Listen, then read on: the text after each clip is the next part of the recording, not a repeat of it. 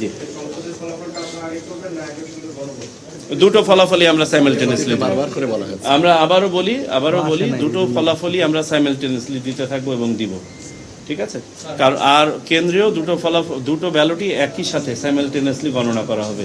পদ্ধতিটা আবারও বলে দেই যে ভোট গণনা শেষ হওয়ার সাথে সাথেই প্রিজাইডিং অফিসার গণনা কার্যক্রম হাতে নেবেন।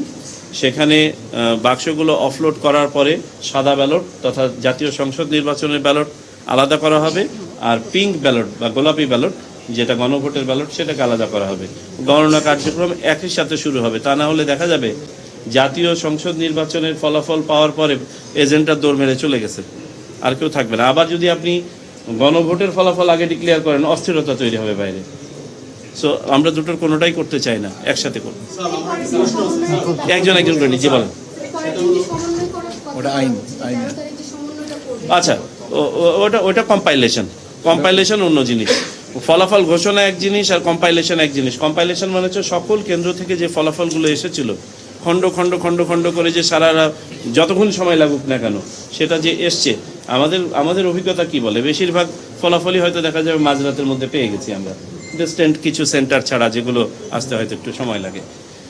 পরের দিন সকালবেলায় এই প্রত্যেকটা কেন্দ্রে যেটা আনঅফিসিয়াল ফলাফল আগে ডিক্লেয়ার করা হয়েছে, এটা ফর্ম 18-তে লিপিবদ্ধ করে প্রার্থী বা তার এজেন্টের উপস্থিতিতে রিটার্নিং অফিসার স্বাক্ষর করবেন। সেটার উপর ভিত্তি করে কিন্তু পরবর্তীতে গেজেট পাবলিশ হবে।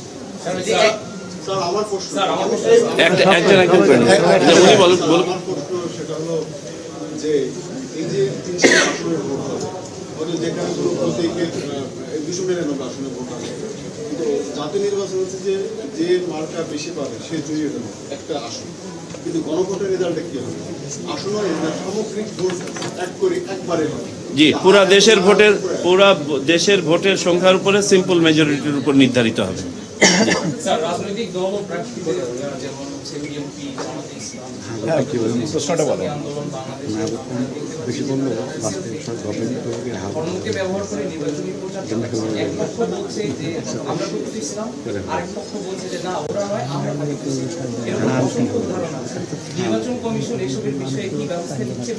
নির্বাচন কমিশন ওইসব তাত্ত্বিক ডিবেটের মধ্যে ঢুকতে চায় না। কেউ যদি ক্লিয়ারলি কোনো আচরণবিধি ভঙ্গ করে থাকেন তাদের বিরুদ্ধে ব্যবস্থা নেওয়া হচ্ছে। আপনাদেরকে শুধু অবগতির জন্য বলি, আমরা এই পর্যন্ত প্রায় 300 মতন শুধু কেসি ফাইল করেছি বিভিন্ন জায়গাতে। আমরা প্রায় 5 শতাধিক তদন্ত করেছি।